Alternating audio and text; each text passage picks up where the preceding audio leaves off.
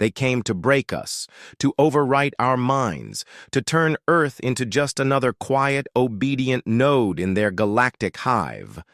What they got instead was a planet that laughed, screamed, glitched their gods, and dared the universe to try again. The Galactic Empire gave Earth an ultimatum. Earth replied with a virus wrapped in a nursery rhyme, and they only got one warning. The transmission came at midnight UTC. It wasn't encrypted. It didn't need to be. A single voice echoed across every known Imperial relay, deep and deliberate. Earth, comply or be cleansed. The silence that followed wasn't technical failure. It was calculated dismissal. Earth didn't respond. It never did. To most of the galaxy, Earth was a dead link, a ghost planet left behind after the third collapse. But to the Galactic Empire, Earth was an insult that refused to be erased. Every scouting vessel sent to its orbit vanished. No wreckage, no distress signals, no return. Just silence and black box data loops filled with nonsense.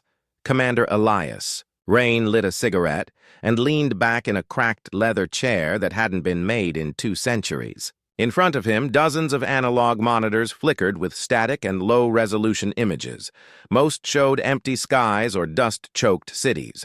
One showed a blinking prompt. Incoming message. "Ready the folklore grid," he said without turning his head. His assistant, a jittery man named Kurin, hesitated. "Sir, they're sending verdiction." Elias exhaled smoke through his nose. "Of course they are. Verdiction wasn't a ship. It was a verdict. A floating death sentence. A mobile. Tribunal of assimilation. It didn't fight, it executed. On arrival, it would scan Earth's psychic net, overwrite human identity with imperial templates, and bring harmony through complete erasure. They think we're primitive," Elias said.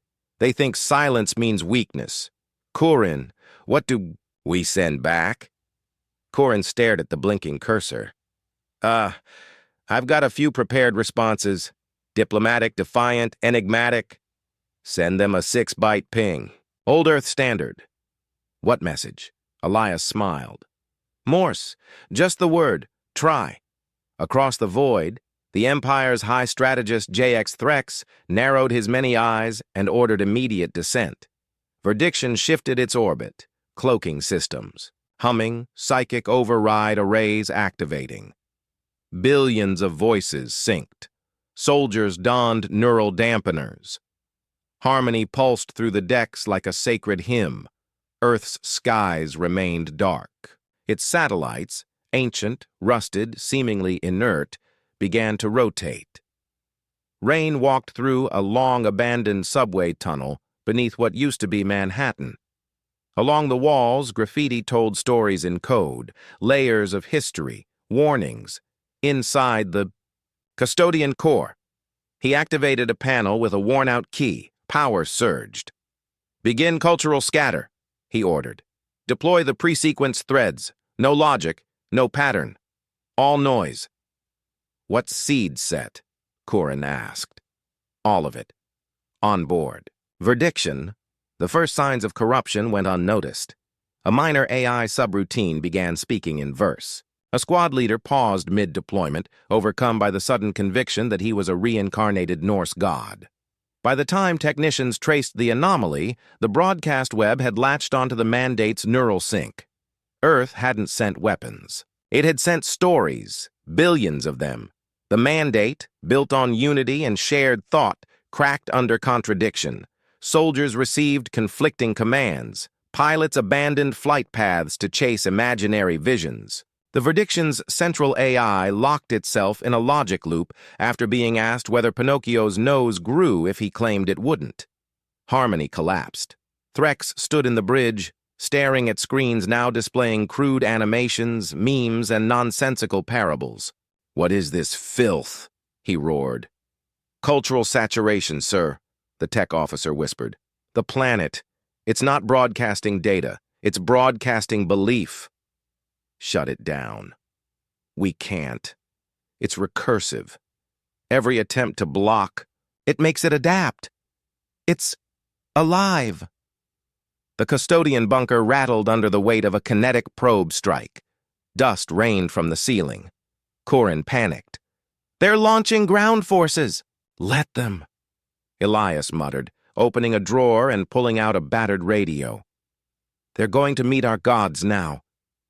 Drop pods smashed into Earth's surface. Imperial soldiers, augmented for full-spectrum neural warfare, stepped into battle, only to find cities empty, streets eerily silent.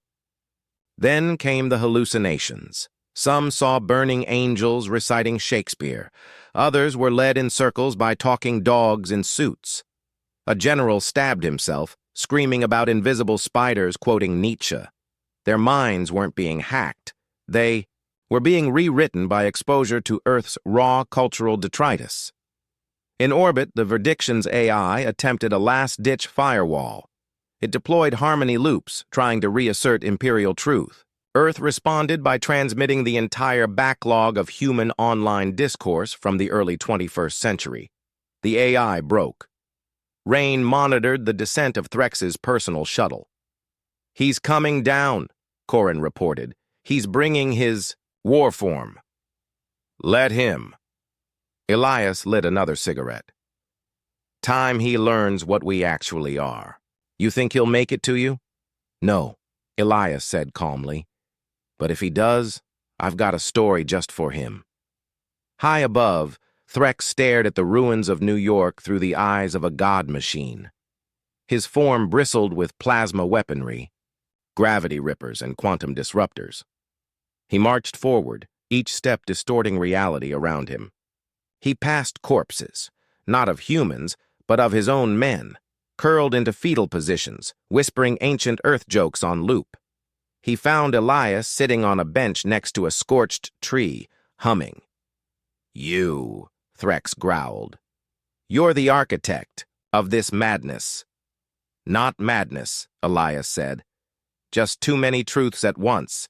Threx raised an arm. "Yield or be reduced." Elias tapped the radio. "Knock, knock." Threx hesitated. "What?" "Knock, knock." The warform's systems.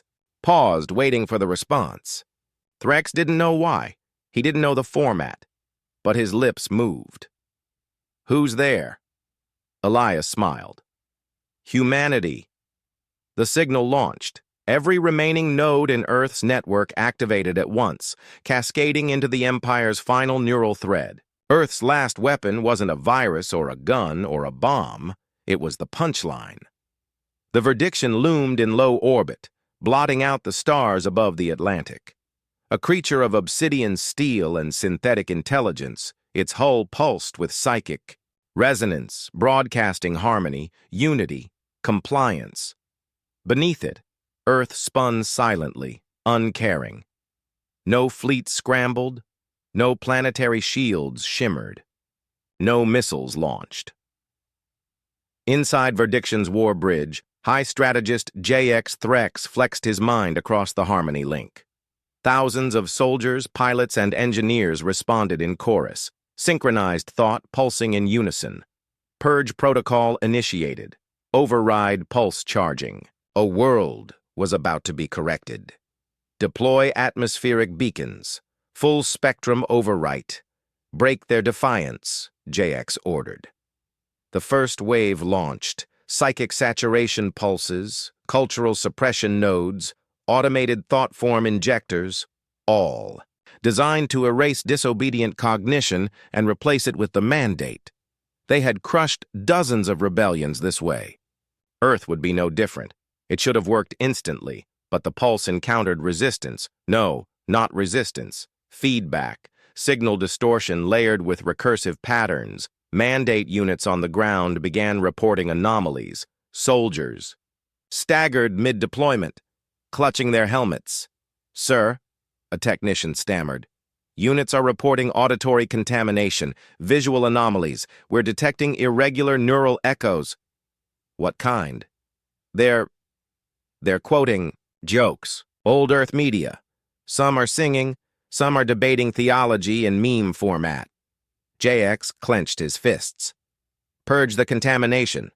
Lock neural links to baseline thought alignment." Already attempted. The more we try to stabilize, the worse it gets. On Earth, Elias Reign stood in the dark, surrounded by custodian relics. The broadcast servers, ancient things stitched together from Cold War satellites, flickered to life. Protocol folklore was live. "Begin round 1, he said. "Start with the paradox payload." In the Empire's war fleet, system logs began to cascade with corrupted code. AIs experienced recursion failures. Pilots developed new beliefs, irrational, unaligned with imperial doctrine. One claimed Elvis had appeared in his cockpit. Another built a shrine to a deity he called the Almighty Waffle. Reign monitored the spread calmly. "Any retaliation yet?" "They're trying to purge," Kurin replied. "But their systems are folding. We've infected 37% of the Harmony network. Phase 2 ready on your command." "Do it." Back on Verdiction, alarm screamed. JX stormed into the override chamber where the mandate core glowed sickly blue. Data poured across the walls: poetry, song lyrics, war chants, contradictory histories, images with no clear meaning. A neural storm. "What in the black void is this?" JX barked. A surviving officer replied shakily. "We've never seen this before. They've weaponized culture. Their stories aren't just stories. They carry cognitive traps, anti-logic. Our consensus reality is being overwritten by nonsense that makes sense, only in their context, but that context keeps shifting. Then burn it all. Fire the planetary lance." Target lock failed. Guidance systems corrupted. The coordinates are being changed. To what? Pray to. JX stared at the number. No one had entered it. It made no sense. It was also appearing in multiple places. Access codes, security fields, ID tags. It spread like a virus that thought it was funny. Meanwhile, drop pods hit Earth soil. Imperial soldiers emerged in perfect formation, only to find the landscape warping. They stood in Times Square, yet also in the middle of a prehistoric jungle. Advertisements shifted language mid-sentence. Statues whispered riddles. Time slipped. A captain shouted for orders but spoke in Shakespearean prose. Another officer fired into the air, yelling at a hallucination shaped like Abraham Lincoln riding a velociraptor. Kurin chuckled as Earth's atmosphere pulsed with interference. "They're seeing things that shouldn't exist. They're seeing the human subconscious," Elias replied. "Filtered through 1,000 years of stories, we barely understand ourselves." A burst of static broke into Verdiction's command channel. Elias's voice emerged, calm and surgical. "To the esteemed high strategist JX, Threx, you brought unity. We brought contradiction. You fire data. We tell stories. Your empire runs on a single idea. We've got billions. Do the math." JX slammed his fist into the console. "Track the signal. Locate the source. I want that broadcast silenced." A subordinate pointed at Earth's surface. "Every major city, every minor town, old VHS towers, modified weather balloons, pirate satellites. They're all transmitting pieces of the whole. And it's evolving. Then shut down the neural net. Sever all mandate links." "Too late. We're already part of the story." Elias turned, away from the monitor, hands behind his back. "Initiate recursive fusion loop. Load memes through mythology vectors. Target AI command systems." Kurin hesitated. "Even the religious payload?" "All of it." Moments later, the Harmony Fleet's flagship AI experienced a new emotion: doubt. It questioned the purpose of the Empire. It wondered about free will. It watched a 30-second clip of cats playing piano, then tried to play one itself using graviton pulses. Back in the override chamber, JX's implants buzzed violently.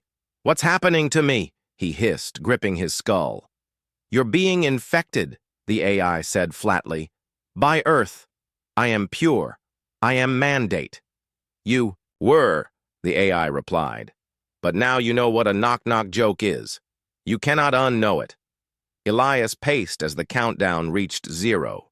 "Final pulse ready." Kurin leaned in. "Which one is it?" "Send the paradox bomb." the one about Schrödinger's toaster. A final burst shot into space. All remaining Imperial systems received a simultaneous stream of riddles, paradoxes, historical what-ifs, unsolved plot lines, and recursive comedy loops. Verdiction's bridge went black. Then every screen blinked on. A single phrase repeated. "This is fine." JX stared at the fire slowly spreading through his consciousness. He saw himself as a cartoon dog in a burning room, smiling. He saw the universe as a joke without a punchline. And in that moment, he understood. Earth didn't fight back. Earth rewrote the rules. The Harmony mandate was unraveling by the minute.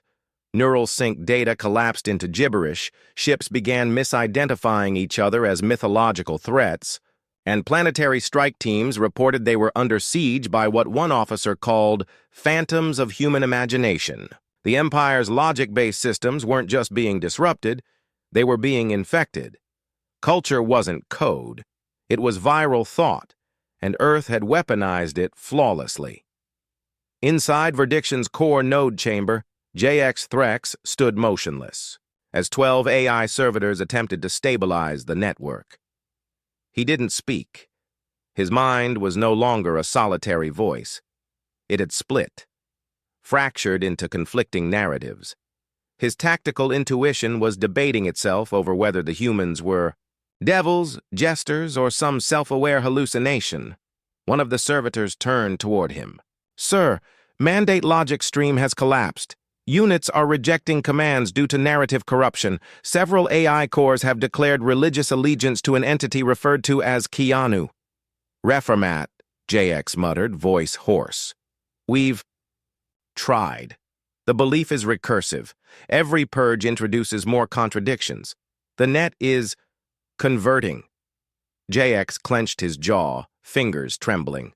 "Then shut it all down. Go dark. Strip every ship of neural feeds. Operate on isolated protocol.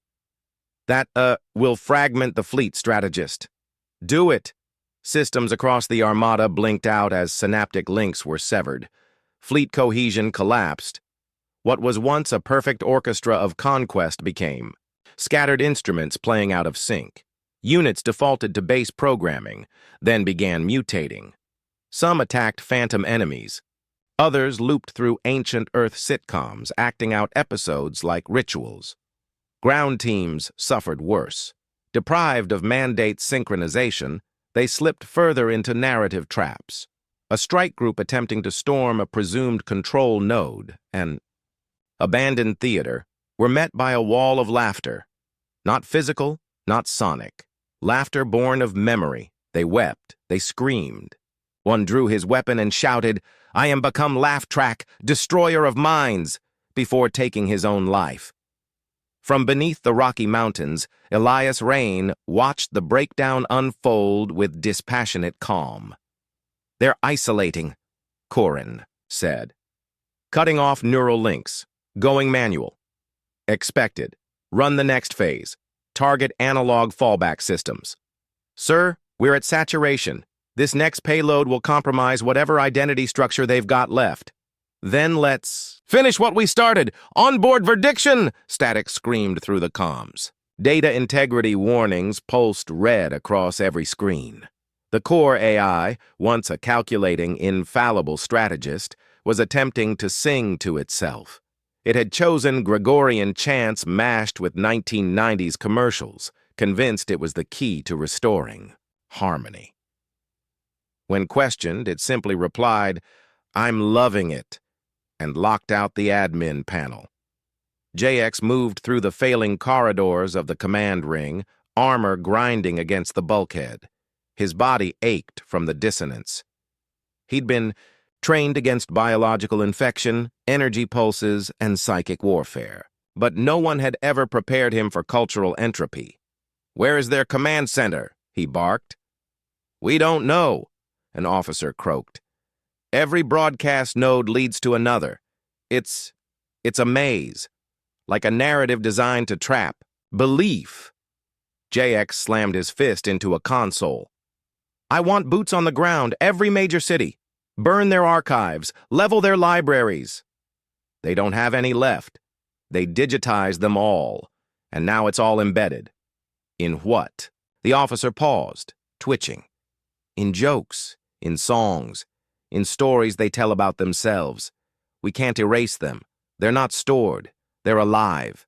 A priority alert flashed overhead.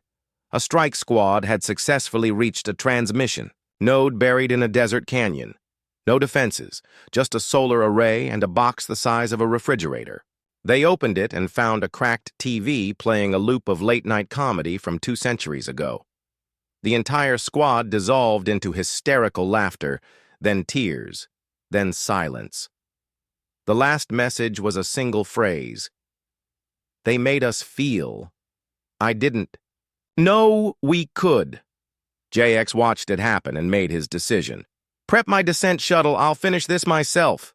You can't go alone, sir. I have to, he snapped. They're waging a war no machine can win. From deep beneath Earth's crust, Elias Rain received the signal of JX's descent. He didn't flinch. He simply leaned back and said, "Begin memory spike protocol. Let's give him the full tour." Cowerin hesitated. "That will expose him to the core index." "I know." JX landed outside what used to be a museum. No resistance, just wind. He walked through cracked pavement and dust, passing relics that had no right to exist in the same place. A Roman statue beside a jukebox. A Cold War tank beside a teddy. Bear shrine. He stepped inside the structure and found Elias standing in front of a wall covered in scribbled quotes, chaotic diagrams, and overlapping timelines. "Your Rain," JX said, stepping forward. "The human behind this atrocity." Elias didn't respond immediately. He tapped a keypad and a projector activated behind him. Images flowed. Wars, peace, civilizations built, then burned. Comedy followed by tragedy, then reversed. Art that healed. Propaganda that killed. A child dancing in one frame. A soldier dying in another. History with no single shape, no unifying ideology, only a mad, pulsing stream of contradiction. "You call this culture?" JX growled. "You've built a weapon out of madness." "No," Elias replied. "We didn't build anything. This is who we are. You just never believed we could survive without coherence. That was your first mistake. You should have submitted. You should have read the stories before coming." JX raised his gauntlet. "One last chance. Yield, or we end you." Elias smiled. "You're not here to end anything. You're here to understand why you can't." He tapped the final button. The wall lit up with a single word. "Why?" it repeated, then split into 1,000 different contexts. Why love? Why war? Why eat pineapple on pizza? Why die for a flag? Why write? Fiction? Why make a joke in the dark? JX staggered back. The room was no longer a room. It was a neural echo chamber. Earth's questions were flowing into his mind, unanswerable, unstoppable. He dropped to one knee, overwhelmed. Elias knelt beside him. "Now you see. We don't fear the unknown. We feed it."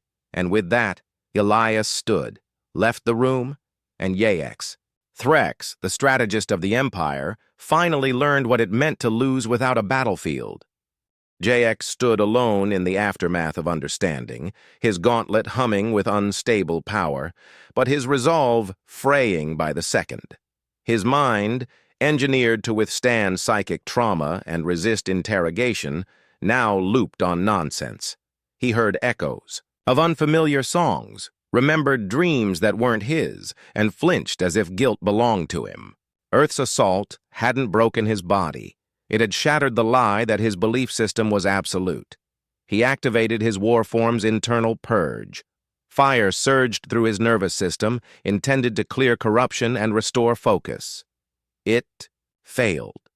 The purge triggered irony loops, pain translated into poetry. His battle readiness returned wrapped in an existential joke. His weapon systems came online as children's lullabies played in his ear. This wasn't sabotage. It was exposure. A custodian voice crackled through static. "Hi, strategist. This is Earth's final transmission." He looked up, blood dripping from his nose. "Speak, coward. Do you know why we warned you only once?" Elias's voice had no urgency, no threat. "Because repetition is for lessons. This was a consequence." JX growled and activated his armor's final mode. The sky cracked open as he triggered the descent of the Warform core, a towering construct fused with his command AI and his own nervous system. Nanosteel grew from the crater where he stood, limbs expanding, blades unfolding from his arms, a crown of plasma surging above his head. He became the verdict. In the custodian control room, Corrin's hands shook. "He's activating planet level. Override protocols. Full-scale bombardment incoming." Elias stepped forward. "Let him. He's delivering himself to the finale." "Sir, if he fully synchronizes with the verdict core, he might—" "No," Elias interrupted. "He won't. That's the final trap." Across the ruined plain, the verdict's eyes lit with targeting arrays. The Warform raised its primary cannon and spoke, voice amplified across every band. "Earth is sentenced. Last chance to repent." Elias's reply was immediate. "We already did, ages ago. You're just catching up." Verdict fired. The blast reached toward the bunker entrance, with the force to erase a continent. But it hit nothing. The impact zone was an illusion, not holographic, narrative. The coordinates had been rewritten at the data layer. The Warform hadn't struck Earth. It struck a reenactment, a dramatization from an Earth war film embedded into the Mandate's collective network hours earlier. Verdict recoiled, suddenly unsure if it had actually fired at all. Elias appeared in the open field beyond the bunker, standing before the Warform like a prophet before a god. "You're not in our world anymore, JX," he called out. "You're in our story." The Warform lunged. Elias didn't run. He activated the custodian final protocol, mythos inversion. A surge of information, not force, exploded from every point on Earth. Not data packets, characters, legends.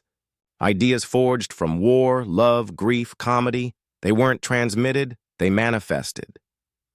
Not illusions, experiences. The Warform slammed into a trench, only to find itself transported into a depiction of World War I.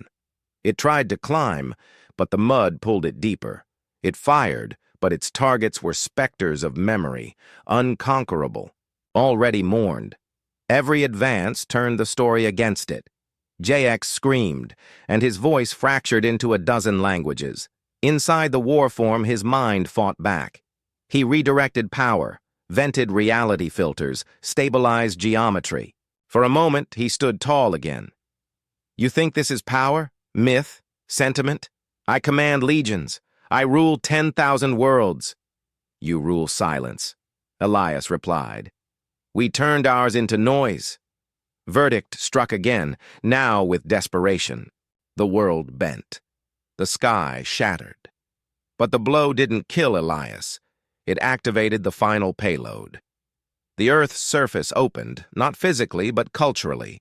The vault beneath Elias split, revealing not tech, but text. Ancient scripts, banned books, unwritten futures, viral punchlines. The ground itself became narrative. Verdict's sensors failed, vision blurred. It no longer saw Elias. It saw archetypes, the trickster, the prophet, the teacher, the madman. It saw its own death foretold in scripts never written. It tried to disengage, but story and reality had fused. JX watched himself die in 50 variations. In one, he was devoured by a laughing crowd. In another, he begged Elias for forgiveness, in a language made of emojis. In the last, he turned into static while whispering Earth's first meme. He tried to scream, but forgot how.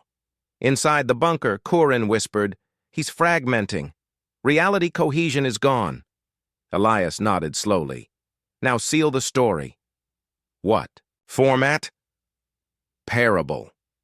A final pulse surged across the planetary grid. Not a weapon, a tale. One short, strange, absurd parable broadcast across every frequency the Empire used. The story of a man who ruled a perfect empire but failed to conquer. One small village because the people refused to stop laughing. Verdict's frame shattered. JX's consciousness, overclocked and overloaded, vaporized in a neural implosion. In orbit, the remaining Imperial ships ceased function, not because they were disabled, but because their AIs chose to enter dormancy. They refused to continue. The assault, citing philosophical contamination. Some initiated religious conversions. Others requested asylum in Earth's satellite network. The war ended with a whisper. Elias stepped into the wind, brushing dust off his coat. "One warning," he muttered. "That's all they ever get." He looked up as Earth's sky cleared. Then, turned toward the next file in the custodian archive. Galactic Trade Federation. Scheduled contact, 6 days. Let's hope they've got a sense of humor. The Empire's silence echoed louder than its threats ever had. Verdiction was gone. The Harmony Mandate's pulse no longer reached half the quadrant. Thousands of vessels had deactivated voluntarily.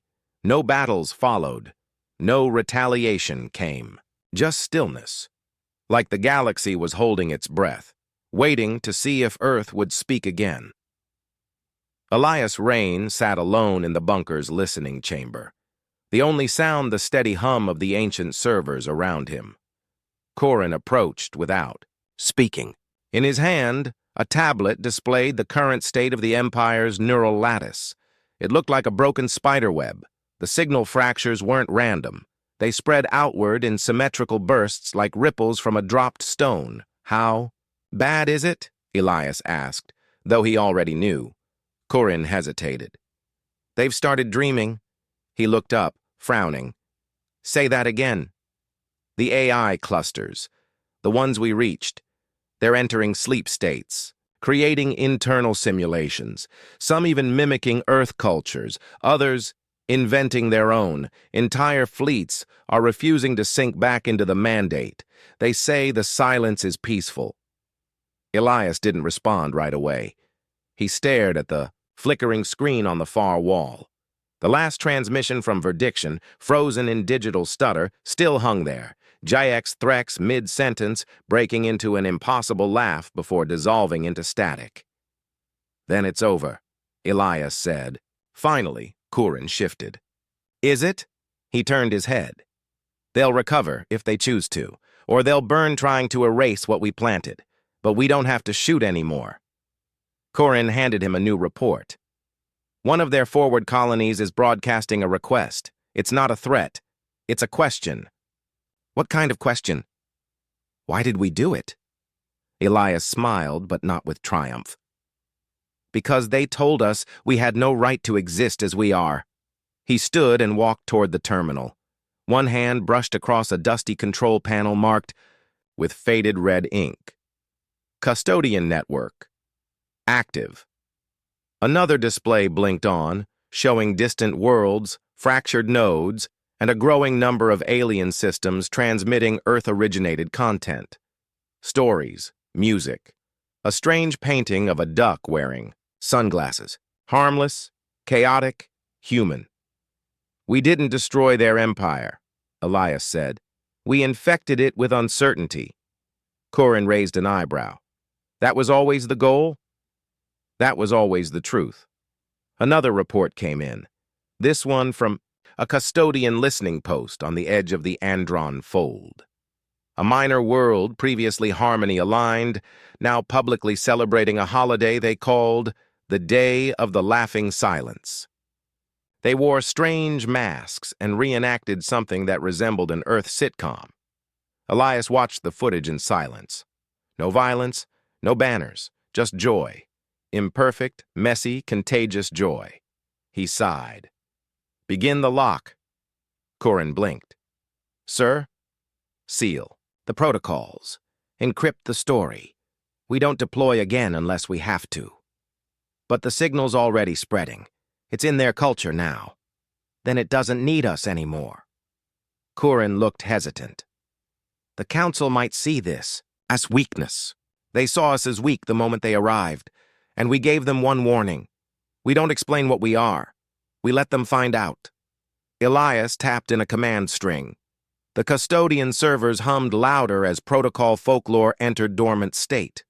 Every cognitive weapon, every embedded myth, every paradox script and philosophical bomb, locked behind layers of narrative encryption, accessible only if triggered again.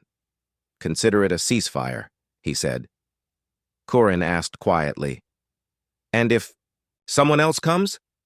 "Then we dust off the archives, but not before." Outside, storm winds scraped the mountain. Somewhere far above, orbiting satellites returned to dummy patterns. Earth resumed its ancient, broken signal posture, rusted, quiet, forgotten.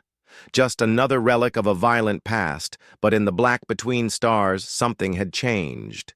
Ships that once moved in disciplined formation now danced unevenly. Planets whispered new stories to each other. Identity fractured, but not shattered. They hadn't been conquered. They'd been questioned, and that was enough. Back inside, Elias poured himself a drink, an old habit he refused to break. He sipped it slowly, eyes focused on a private file that hadn't been accessed in years. One of the first entries ever made into the custodian archive. A message recorded by a woman whose name had long since faded from history. A woman who had survived Earth's first contact with the Empire's scouts. Her voice crackled, but her words were sharp. "They will never understand us. Because they think stories are soft. They think humor is weak. They think doubt is an error. So let them come. Let them try to overwrite a species born from contradiction. Let them try to conquer the only planet where insanity is sacred. We won't build monuments. We'll build myths." Elias closed the file. He leaned forward, pressing his palms to the metal surface of the console, whispering more to himself than to Kurin. "They called us dangerous when we were silent. Imagine what they'll call us now that we've spoken." He paused. A new signal blinked into the feed. Not a distress call, a message. From a colony world beyond the original reach of the mandate. Not human. Kurin scanned it. It's a joke." Elias raised an eyebrow. Kurin continued. "Translated from their language, it reads, 'Knock, knock.'" Elias chuckled. "Don't reply." "Sir, let them figure it out." He stepped away from the console and looked up at the ceiling, as if trying to hear something just beyond. Range. Then he smiled again. Not for victory. Not for power. For the sound. Because after all that had happened, after the death of silence and the fall of order, somewhere far beyond the war and the warnings, someone out there was laughing. And, for humanity, that was enough.